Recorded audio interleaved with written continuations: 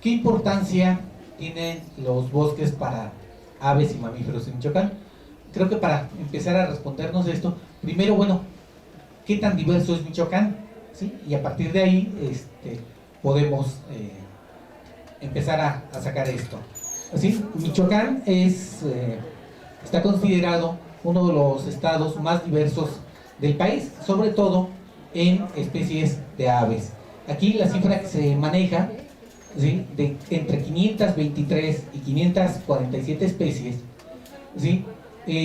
No es que no se tenga el dato exacto, ¿sí?, sino que esta cifra va a variar de acuerdo a criterios que sigamos para definir qué ave está presente en Michoacán o no.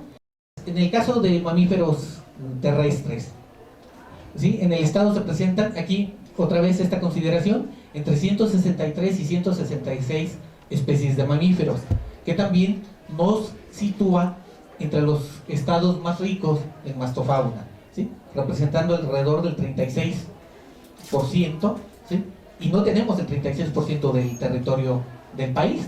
Entonces, creo que esto resalta la importancia que tiene Michoacán.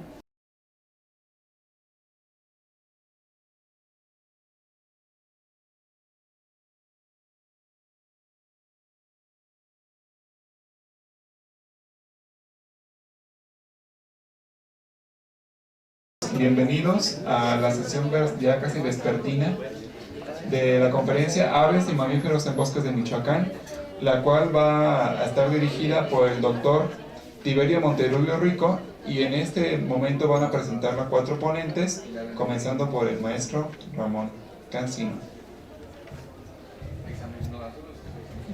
Bueno, por motivos de salud del doctor Tiberio, él no puedo presentar esta ponencia, y quienes la vamos a presentar somos gente del laboratorio de Ecología de Vertebrados Terrestres Prioritarios, y a lo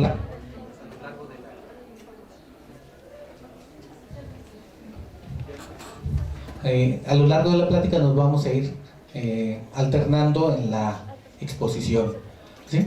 Entonces, bueno, el doctor Tiberio es el responsable del grupo, y de las personas que van a exponer es la bióloga Cristina Colín Soto, el biólogo Iván Díaz Pacheco, el biólogo Margarito Álvarez Cara. Ahí aparece el nombre del biólogo Juan Felipe Charré. Él no se encuentra presente, justamente anda en campo, pero él también ayudó a preparar esta ponencia, y muchos de los datos que se van a ver fueron obtenidos por él, claro, con apoyo de los demás integrantes del laboratorio. Bueno, ¿qué importancia tienen los bosques para aves y mamíferos en Michoacán? Creo que para empezar a respondernos esto, primero, bueno, ¿qué tan diverso es Michoacán? ¿Sí? Y a partir de ahí podemos empezar a sacar esto.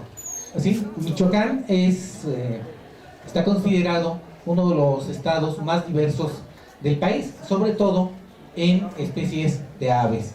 Aquí la cifra que se maneja, ¿sí?, de entre 523 y 547 especies, ¿sí?, no es que no se tenga el dato exacto, ¿sí?, sino que esta cifra va a variar de acuerdo a criterios que sigamos para definir qué ave está presente en Michoacán o no.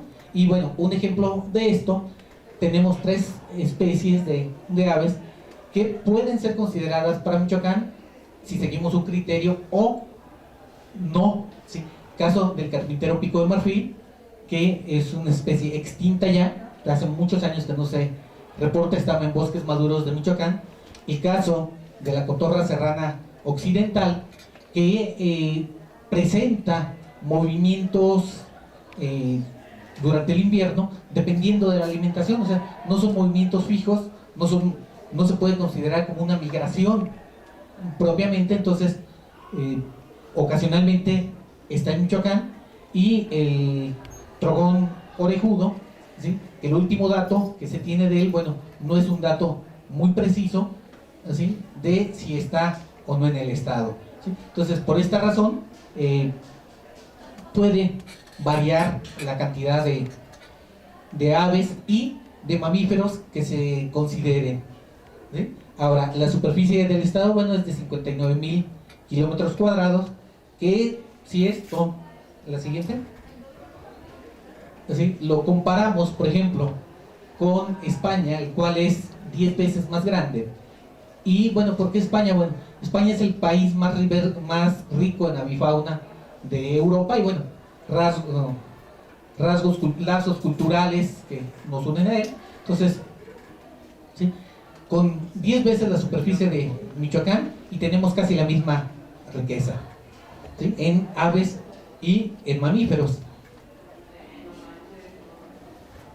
Entonces, en el caso de mamíferos terrestres, ¿sí? En el estado se presentan aquí otra vez esta consideración entre 163 y 166 especies de mamíferos, que también nos sitúa entre los estados más ricos en mastofauna, ¿sí? Representando alrededor del 36%, ¿sí? Y no tenemos el 36% del territorio del país. Entonces, creo que esto resalta la importancia que tiene Michoacán. Y aquí España, ¿sí? Cuenta con 101 especies de mamíferos, ¿sí? O sea, muchísimos menos que nosotros. Esto, bueno, es nada más para establecer una comparación con algún otro lugar y darnos una idea de cómo estamos, ¿sí? Bueno, ¿qué importancia tienen los bosques tropicales y templados de Michoacán para aves y mamíferos? Bueno, en conjunto, 132 de las 166 especies de mamíferos están presentes en los bosques de Michoacán. Aquí tomamos en cuenta bosques tropicales y bosques templados. Y de estos, 21 de 29 listados en categorías de riesgo. Para aves, ¿sí? En los bosques de Michoacán, ¿sí? Habitan en conjunto 347 de 520 especies, 66 de las 76 listadas en categorías de riesgo, o sea, 86%, ¿sí? Listadas en categorías de riesgo, como la familia de los citácidos, la familia de los crácidos. Bueno, ya para esto le cedo la palabra a biólogo Margarito. Ok, ahora con esta introducción continuamos en la parte específica de aves. Como biólogos saben que las aves y todos los seres vivos tienen un orden taxonómico, se compone de órdenes, familias, etcétera, etcétera, que en este caso no vamos a andar en ello. Para efectos prácticos, las aves las estamos dividiendo, bueno, siempre se dividen en terrestres y acuáticas. Aquí tenemos las acuáticas y marinas, aunque todas estas que vemos aquí son acuáticas básicamente de interiores. Son 26% de las especies para Michoacán estimadas como acuáticas. A continuación les muestro las marinas. Hay algunas marinas estrictas que se les llama pelágicas, que como pueden ver son estas 4 de aquí. Tampoco vamos a ahondar mucho en esto porque se trata de bosques, ¿no? Nada más es una referencia. Las pelágicas nunca las vas a ver en tierra adentro, siempre las vas a ver en el mar. Abajo tenemos una serie de aves playeras que solo las vas a ver en la playa, nunca las vas a ver en Cuitzeo, Sirahuén. Bueno, con esto de los cambios climáticos, el que sigue. Tenemos también la división de aves por tipos de vegetación. Aquí se estiman, siguiendo el criterio de Villaseñor y Villaseñor del 97, se estiman 73 especies para bosques de Yamel Pino, que son los bosques más elevados que tenemos en Michoacán, 216 para los bosques de pino encino y 122 para bosque mesófilo de montaña, que es una asociación vegetal que está ligada a bosques templados. Bueno, aquí tenemos una muestra de las aves residentes en bosques templados, son 183 especies. Podemos ver en la orilla al junco ojo de lumbre, la paloma encinera y bueno, algunas de las especies como, bueno, a los que son de zonas frías seguramente los conocerán como racas. Este azul que está aquí en medio, la charra pechigris, que son parientes de los cuervos, muy ruidosos por cierto. Y tenemos también carpinteros, como el carpintero que tenemos, el carpintero arlequino, carpintero encinero, que pues es muy característico de las zonas con bosques de pino, encino. Tenemos también el trogón elegante en la esquina inferior derecha, que si tienen suerte verán alguna vez. Bueno, tenemos otras especies que son muy características de estos bosques templados. La que sigue, por favor. Dentro de los bosques templados también tenemos especies migratorias. El que tenemos a la esquina inferior izquierda lo conocen comúnmente como chinito, seguramente lo habrán visto en alguna ocasión, lo venden luego en los mercados. Es una ave migratoria de bosques templados. Tenemos los chipes o reinitas, que también son aves migratorias para bosques templados. Y bueno, tenemos la cotorra serrana, que no es propiamente una ave migratoria porque no tiene migraciones establecidas, simplemente es un visitante ocasional, como ya lo mencionó Ramón. Que sigue, por favor.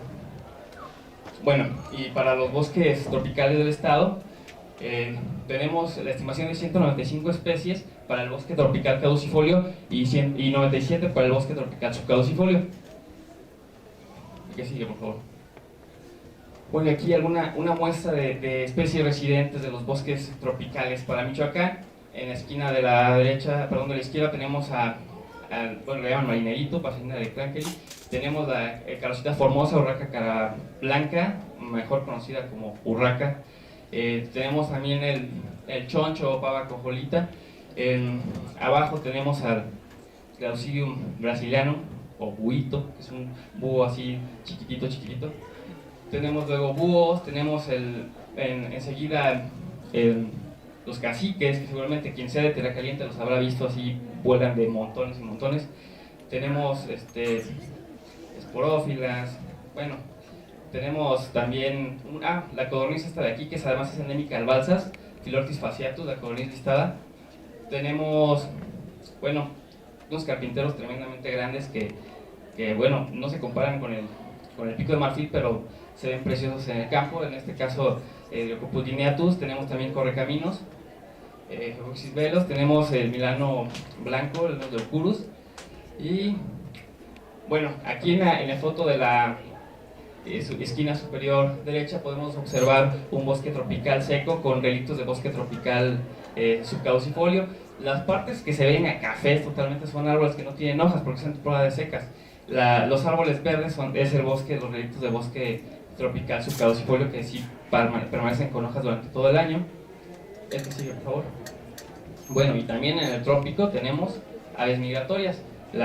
Por excelencia, y todo el mundo lo sabe, las aves rapaces son migratorias, como el caso de Buteo platipterus, el aguililla aluda, el caso de Falco espareus, el cernícalo americano, algunas palomas, la paloma las blancas, la paloma huilota, pero también tenemos aves más pequeñas que uno ni se imaginaría que migran. Tenemos el Vireo flavoides, que se va hasta Brasil, en su migración va hasta Brasil, y Brasil no está cerca y no se va en avión. Tenemos también el censontle, mismos poliglotos, que seguramente algunos lo tendrán en su casa de mascota. Está horrible, pero canta muy bonito, también es migratorio.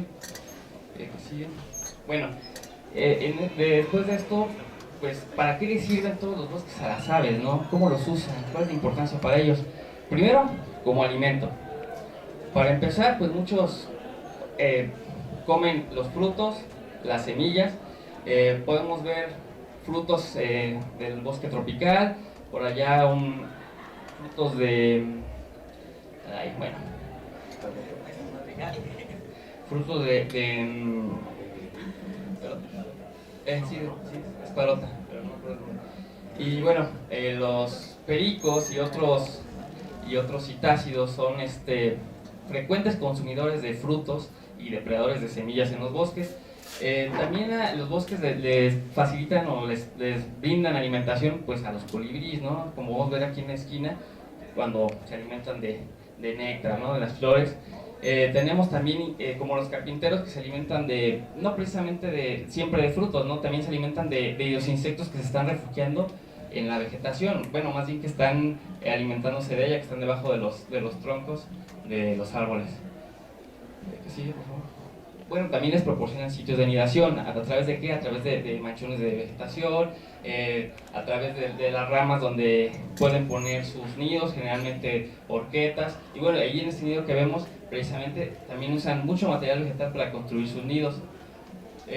Hay algunas otras especies, como el caso del perico frente naranja y el trogón citrino, que utilizan no exactamente no directamente la vegetación, ¿no? Sino lo que estamos viendo aquí es un termitero que fue hecho en un pino y el cual tiene una cavidad que fue hecha por alguna de las aves para anidar.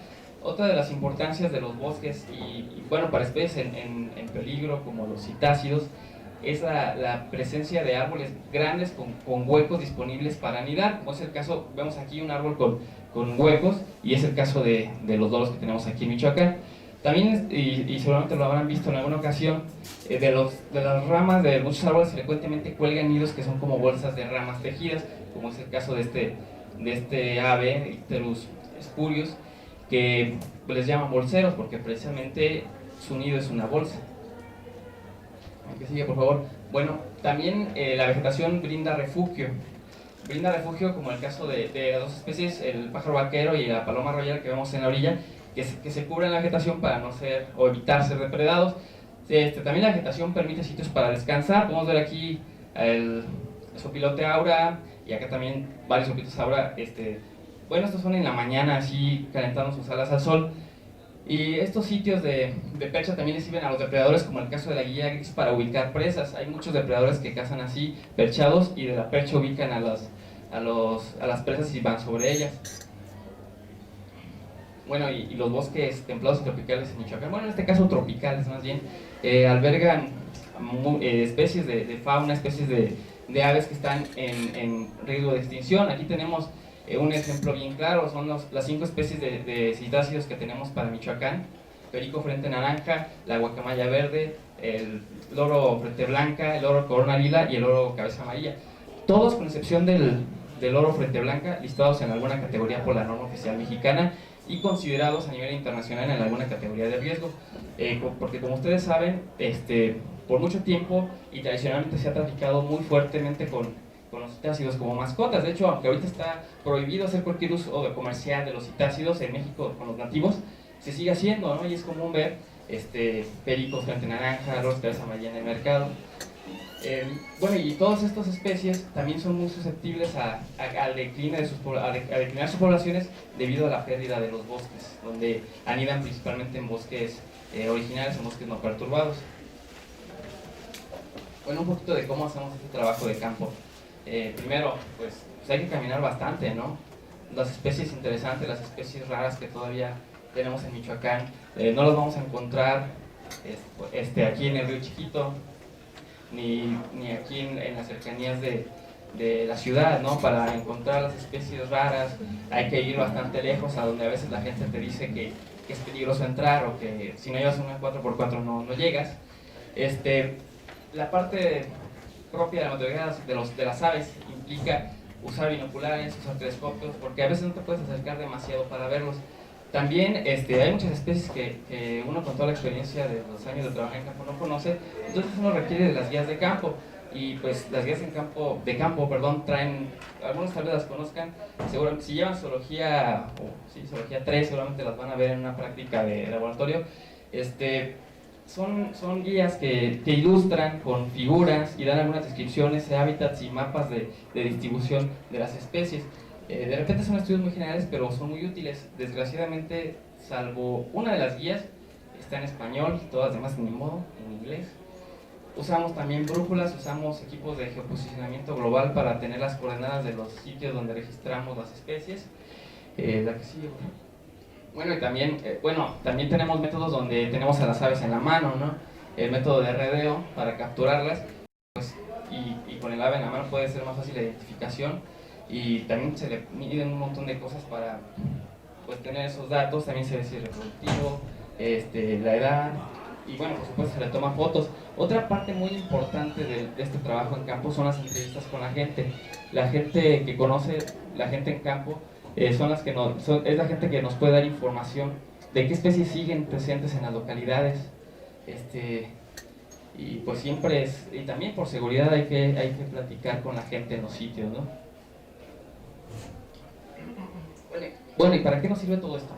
Pues primero nos sirve para ubicar las localidades donde tenemos a las especies, ¿no? Dónde están, en qué hábitats o en qué tipo de vegetación. Si hablamos de tipo de vegetación, bueno, qué tipo de bosque. Si hablamos de hábitats, si son bordes de vegetación, si son áreas ribereñas, etc. También nos permite conocer la riqueza, ¿no? ¿Qué especies hay en determinada zona? También estos estudios nos permiten estimar cuántos individuos de alguna especie tenemos de forma relativa o como una densidad. Y todo esto nos permite plantear acciones para la conservación de las especies, pero también actualizar la información que ya se tiene en cuanto a distribución. Hay veces que la distribución histórica marca, la distribución conocida marca ciertos lugares donde las especies ya no están, o la distribución conocida no señala lugares donde las especies realmente están, ¿no? Entonces todos estos estudios de campo sirven para eso. Bueno, y algo de conclusiones sobre la importancia de los bosques para las aves, ¿no? La mayoría de las aves tienen como hábitat principal los bosques. Hay aves de zonas abiertas, de pastizales, de cultivos, pero la mayoría de las aves, su hábitat principal son los bosques, porque en ellos se encuentran sitios para anidar, encuentran alimento y encuentran refugio. Por eso, el que los bosques se modifiquen o se vayan perdiendo impacta demasiado a algunas especies de aves, sobre todo aquellas que tienen hábitos muy ligados a bosques originales. Todas las especies que son afectadas de esta forma tienen disminución en sus poblaciones. Bueno, un comentario también adicional y pero muy importante al final, es que no basta con decir vamos a conservar a la especie fulanita de tal. Es necesario conservar los hábitats donde la estamos registrando, la estamos encontrando, y considerar todo eso a la hora de determinar las acciones que se van a efectuar para la conservación.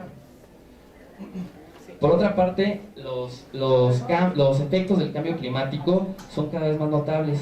De repente ya tenemos especies que se consideraban de bosques templados, de bosques tropicales, ya las estamos registrando en bosques templados. Por ejemplo, los doros, y no solamente en las aves, también está ocurriendo en los mamíferos, como ahorita lo vamos a ver con la plática que sigue. Por mi parte, es todo lo que sigue, y el compañero que sigue.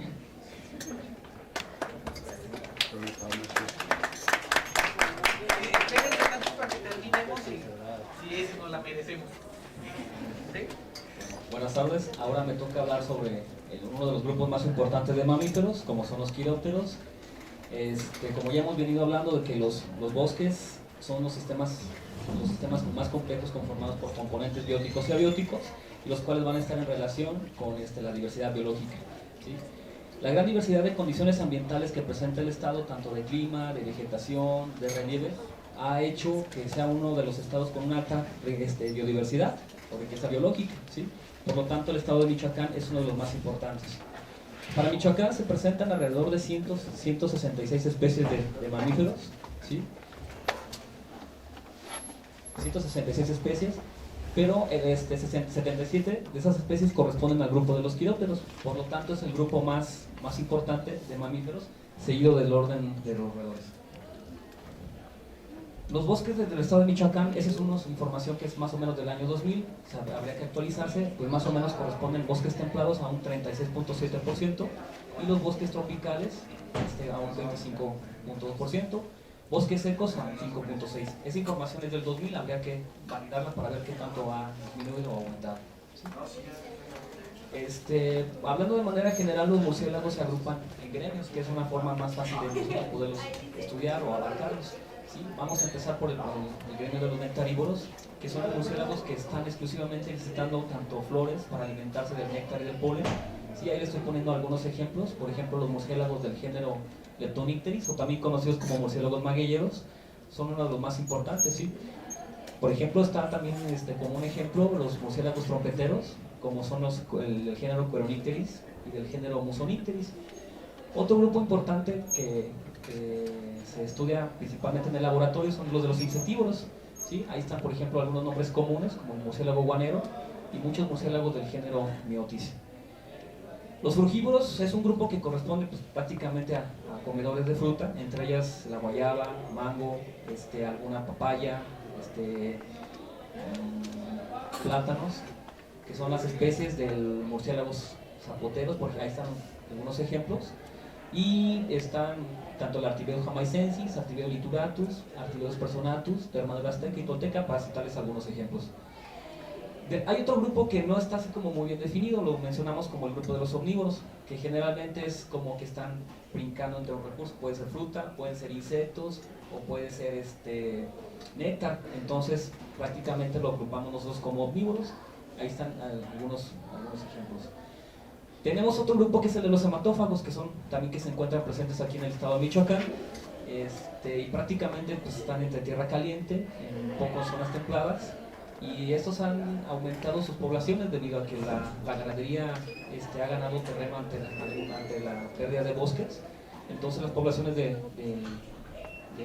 Modurotunus o de vampiro se han visto beneficiadas. Muchas veces han creado en los municipios algunas campañas de erradicación de murciélago o de control sobre este vampiro. Y finalmente otro grupo que también encontramos aquí en Michoacán es el grupo de los piscívoros, que son murciélagos exclusivamente que se encuentran en la costa y se alimentan de pescados.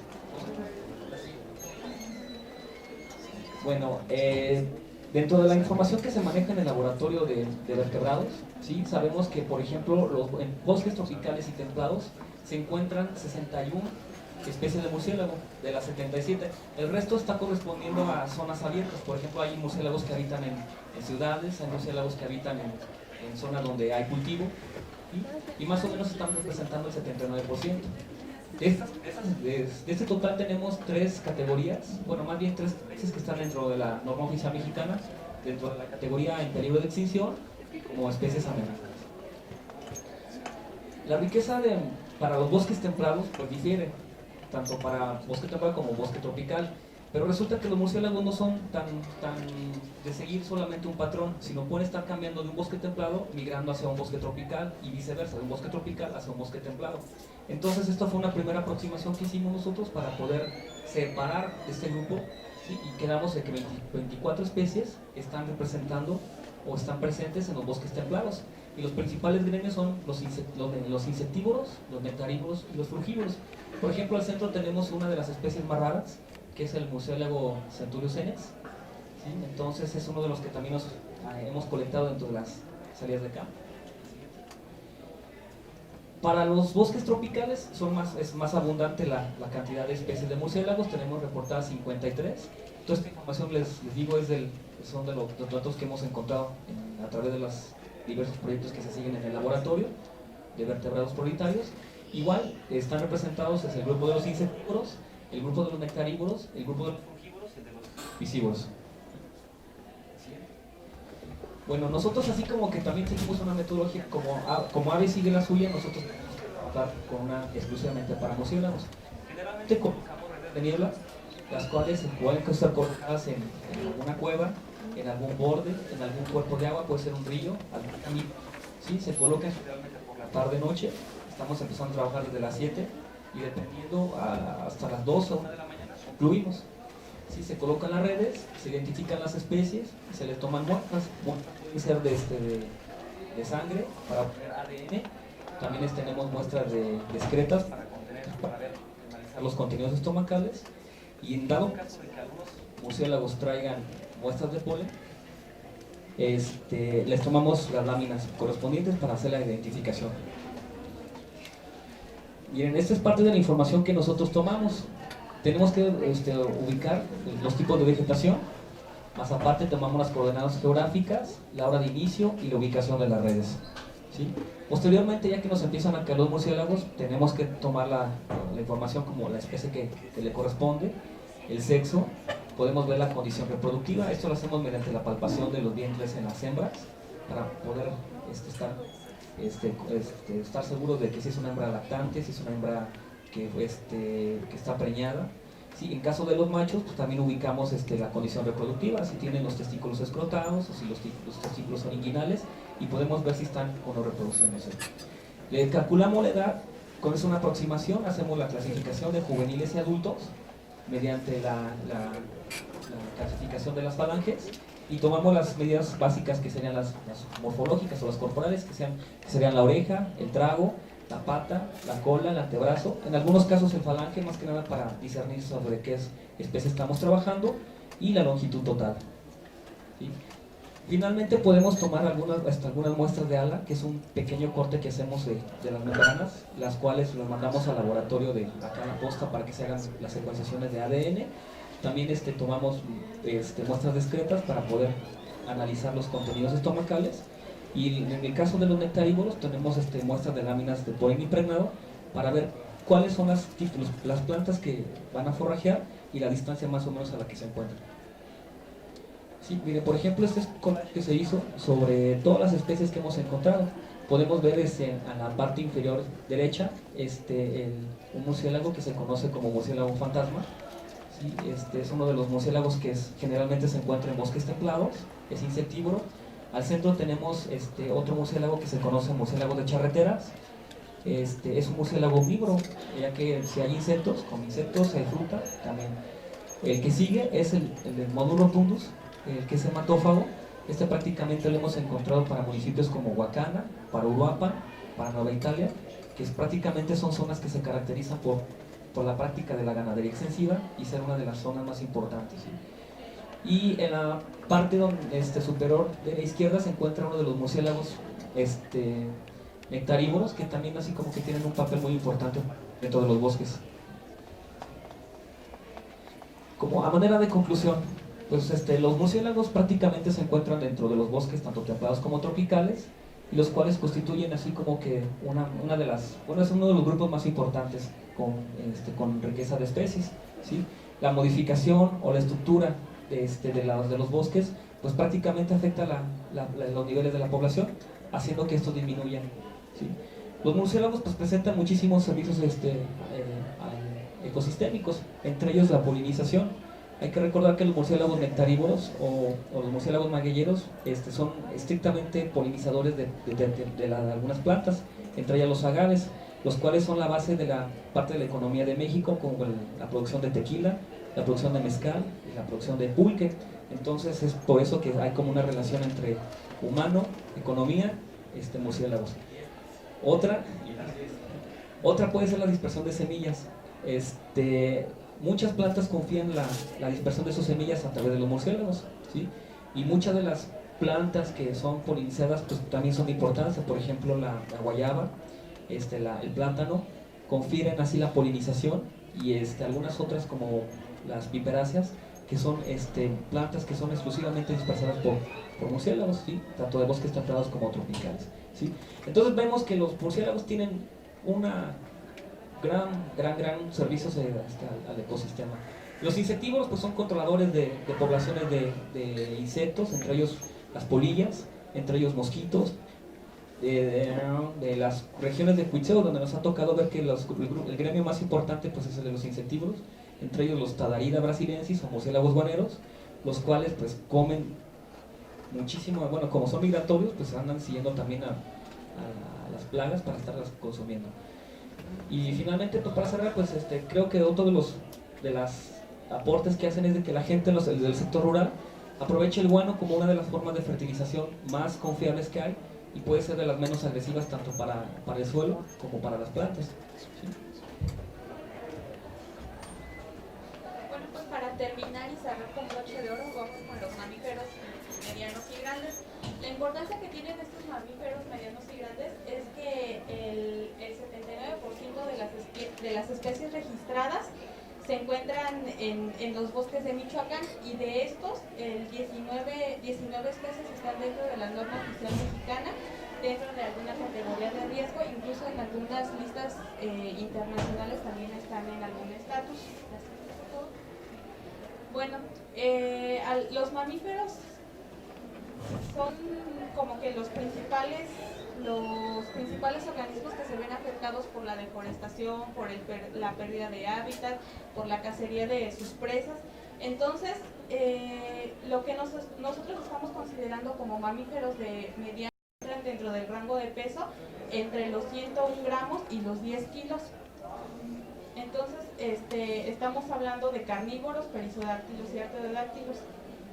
Dentro del resto pues, de lo que son mamíferos pequeños son generalmente los roedores, los murciélagos, las tuzas y algunas musarañas que difícilmente llegan a pesar más de 100 gramos, aunque sí hay casos que pesan más, ¿no? La siguiente, por favor. Bueno, algunas de las amenazas más importantes para estos mamíferos es la densidad poblacional alta, es decir, que estamos invadiendo sus hábitats.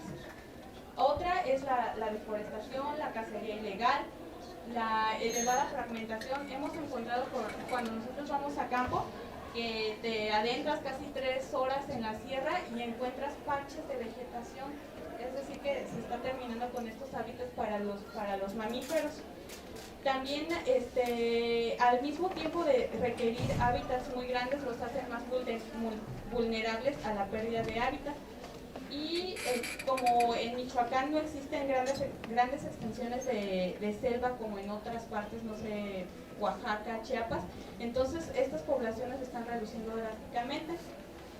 Y los únicos sitios donde quedan estos parches, como les comentaba, es adentrándose a la sierra casi 3 horas o más y son lugares prácticamente inaccesibles. Bueno, dentro de los bosques tropicales nosotros encontramos estos organismos que son casi de afinidad netamente neotropical y son 32 especies de las 66 reportadas para el estado, lo cual representa el 46%. Y por ejemplo la de la parte superior izquierda es el Potos flavus, luego tenemos los Ralochicaudus, el Spigurus mexicanus, Tamandua mexicana, acá abajo tenemos al puma con colo, el ocelote o Leopardus pardalis, el Leopardus güeyi y el Stylogalia pygmea. Algunos de estos están dentro de la norma oficial mexicana y pues algunos están como amenazados o como protegidos. La siguiente, por favor. Bueno, hay algunos mamíferos que encontramos indiferentemente, ya sea en hábitat neotropical o hábitat más como de tipo neoártico, como es el puma, que lo hemos encontrado prácticamente en casi todos los hábitats, el armadillo, la mustela frenata, comadreja, el mapache, la zorra y el venado cola blanca.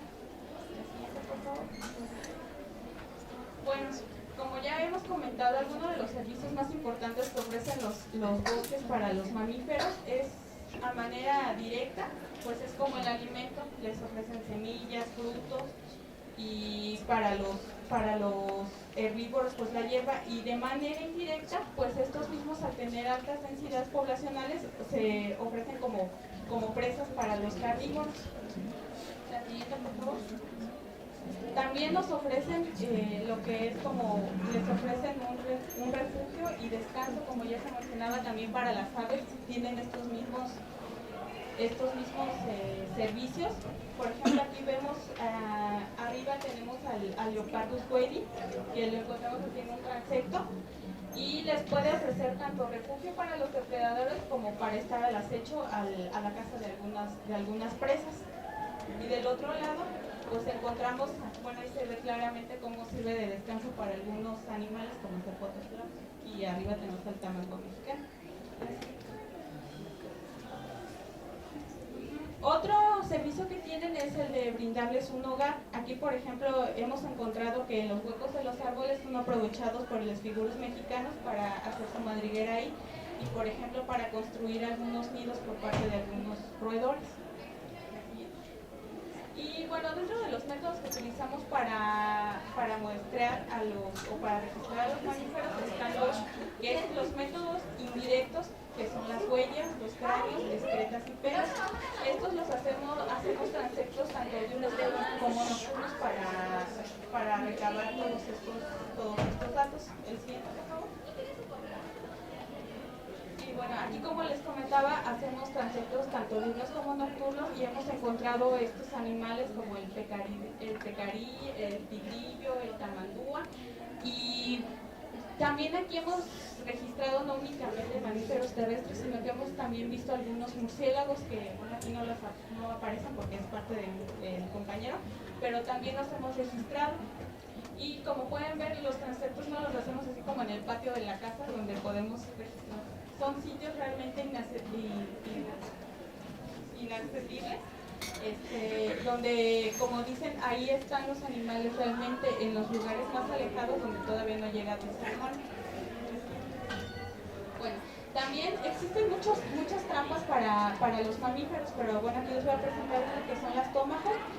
Y bueno, al tenerlos aquí directamente, los animales podemos tomarles algunas medidas morfométricas, tomarles muestras, incluso determinar edades o condiciones reproductivas para tener datos más precisos de la especie. Bueno, las trampas cámara, esto aunque relativamente sería un método muy fácil de ir y colocar la trampa y tener los datos, pues no es tanto así, porque las cámaras se deben de situar en sitios estratégicos donde sabemos que está la especie presente, y a partir de eso podemos detectar especies crípticas, que son aquellas que están aisladas reproductivamente pero que físicamente no las podemos determinar. Entonces, por medio de una fotografía pues fácilmente se distinguen algunas especies raras, y a partir de las fotografías que tenemos podemos analizar abundancias tanto relativas como algunas densidades, patrones de actividad de algunos mamíferos, si son diurnos o nocturnos. Incluso, por ejemplo, podemos determinar alimentación. Hay una serie de fotografías donde está un tigrillo tomando agua, entonces en la siguiente foto ya está así como escuchando una presa, y en la siguiente ya tiene una iguana en la boca. Entonces son cosas que realmente, pues, que si tú vas caminando jamás las vas a ver. Es una secuencia que captura una cámara trampa en un pequeño afloramiento de agua, la secuencia que describe Chris. Realmente ese tigrillo, al estar tomando agua, una iguana se la desayunó. Bueno, y aquí hay algunas, bueno, todas las fotografías son de laboratorio, pero aquí hay unas como aparecen así en la cámara, y se puede ver como les comentaba, patrones de actividad. Por ejemplo, hay los felinos nocturnos, pero también hay algunas fotografías que son en el día, los venados, el cacomixtle, muchos animales pues que hemos registrado. Incluso en esta foto en la que están señalando, ahí se ven varios pumas que están en tomando agua, pues.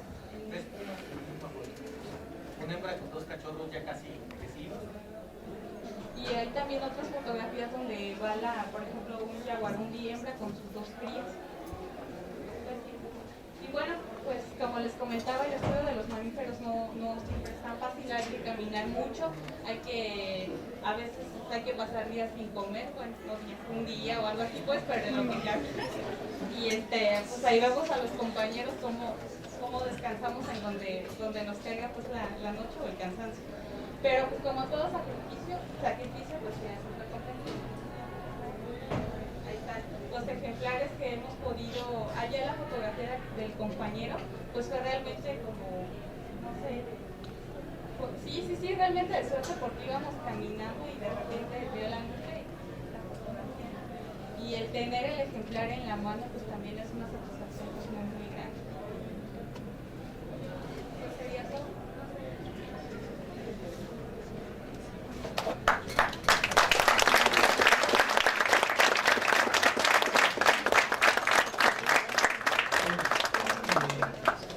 Como vieron, fue muy variado, y o sea, toda esta información es información generada por el laboratorio. ¿Sí?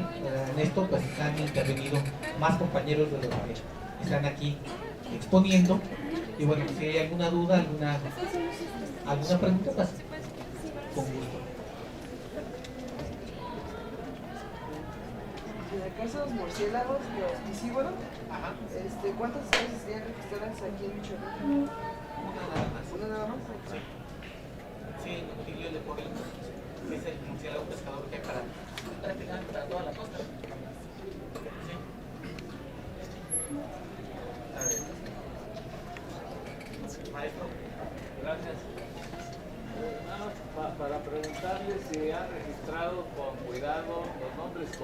de todas estas especies. Pareciera, o entre los especialistas, como que no tiene mucha importancia, pero en programas de divulgación son sumamente importantes. Y por otro lado, pues es parte de la cultura. Y yo veo que aves y mamíferos están empleando muchos nombres, muchos traducidos del inglés, etcétera, o directamente en inglés. Y creo que eso no debe ser. En lo posible si se registren los nombres regionales de todas estas especies. Sí, no sé si Sí tenemos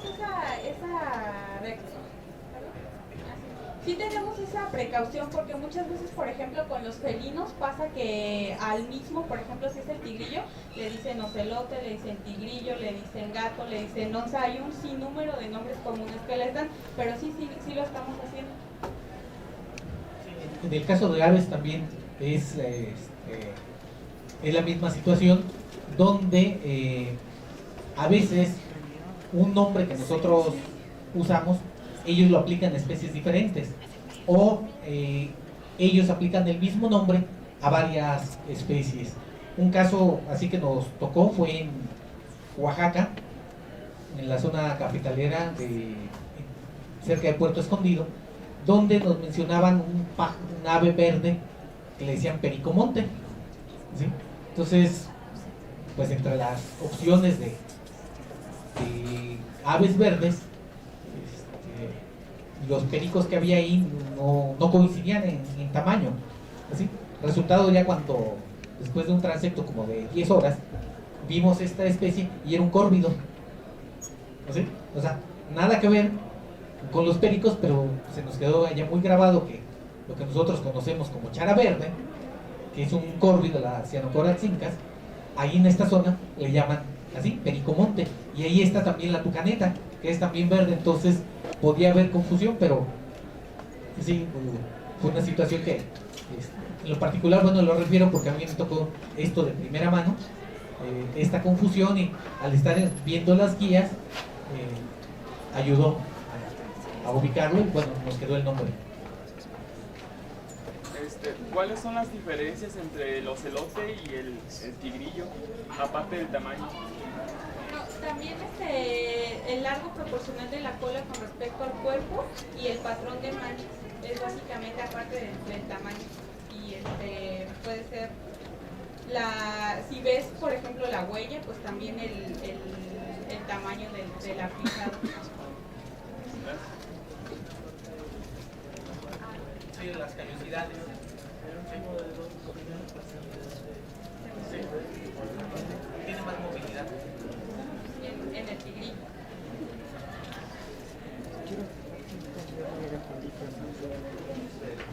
Gracias por la plática. Yo siento que también sería importante mencionar, ustedes mencionan que la riqueza y que hay mucha riqueza y hay varias especies en categoría de riesgo, ¿verdad? Pero creo que también sería importante mencionar las endémicas, que ocurren no solo en Michoacán, sino que solo están en México. Bueno, en el caso de aves, las aves por su movilidad, por el hecho de volar, prácticamente nada más hay una especie así que es endémica a una región de aquí en Michoacán, ¿sí? A nivel de especie, ¿sí? Que es el mascarita transvolcánica, y esta está en humedales de norte de Michoacán, Guanajuato, Estado de México. Aquí, aunque está en varios estados, está en un hábitat muy marcado, ¿sí? Y muy reducido. Para el caso de bosques, ¿sí? Prácticamente no hay aves con ese grado de restricción de hábitat, ¿sí? Hay especies, por ejemplo, endémicas al occidente de México, especies endémicas al balsas, el caso de la codorniz listada, de la Philornis fasciatus, que es endémica de la región del balsas. El oro corona lila es endémico al occidente de México, ¿sí? Pero estos, por su movilidad, ¿sí?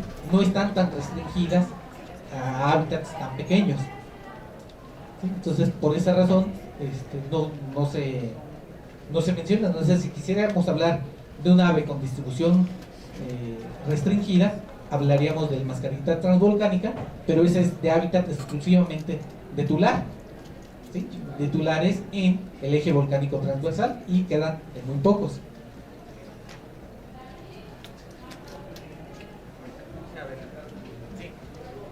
En respecto a aves endémicas, ciertamente, bueno, y ningún animal reconoce límites políticos, no le importa qué estado es, pero sí es importante considerar todas estas especies endémicas, como mencionaba ya Ramón. Por ejemplo, Tylotis fasciatus, que es una especie endémica a la cuenca del Balsas, y la cuenca del Balsas no nomás es en Michoacán. Michoacán es una parte que no toca, pues, al final ni tan grande, pero no hay ningún estudio de esa especie. Y sería importante considerarlo en estados como el nuestro, que todavía tiene algunas condiciones de conservación para estas especies. Nada más sería eso. ¿Alguna contribución que tengan al respecto sobre el tema? Si no, yo nada más tengo una última pregunta. En la mañana hubo una exposición que se llamó, que fue dirigida por el doctor Cuauhtémoc Sáenz, y se llamó Estimaciones del cambio climático para Michoacán, migración asistida de especies forestales como alternativa. Y él proponía que había algunas especies de pinos que estaban ya limitadas a la extinción, porque no había sus hábitats probables para el 2030. Entonces mi pregunta hacia él fue, y es la que les hago a ustedes, si hubiese algún problema con la dinámica poblacional, aves, mamíferos, cualquier grupo de animales, al mover vegetación, al ayudar a esa migración asistida de especies, por si hubiese alguna especie que no se da en altas elevaciones, pero que sus pinos, sus relaciones ecosistémicas con la vegetación están influenciadas a una zona, ¿habría alguna problemática?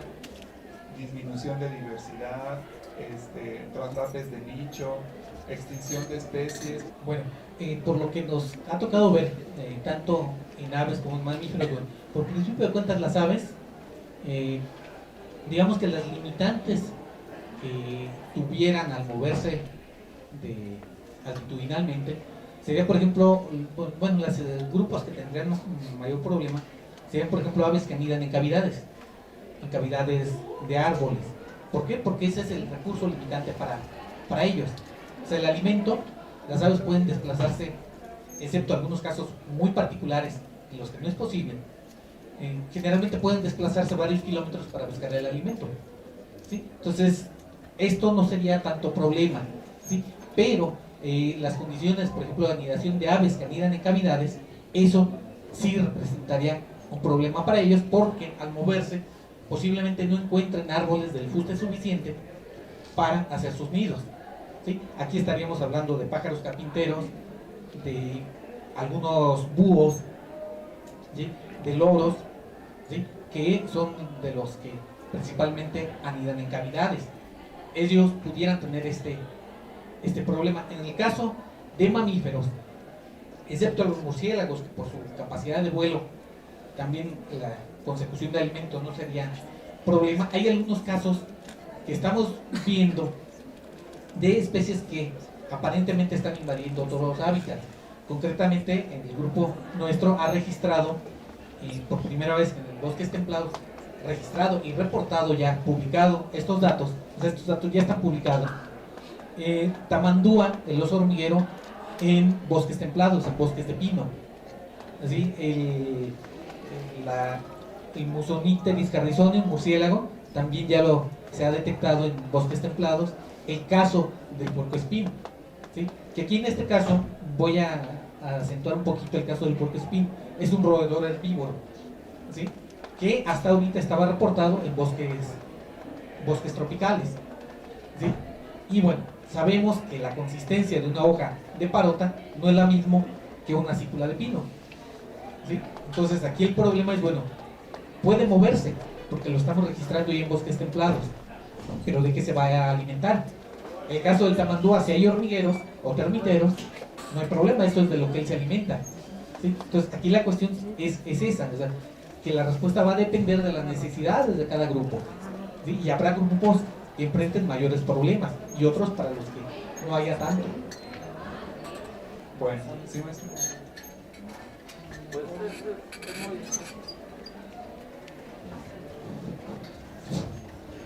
es muy breve lo que quiero opinar, sin tener un conocimiento fundamentado realmente.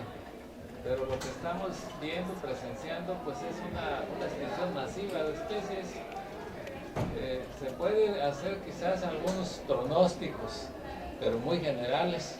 ¿Qué va a ocurrir con el cambio climático y qué va a ocurrir ahora conjuntamente con el deterioro que estamos ocasionando nosotros? Pues quién sabe.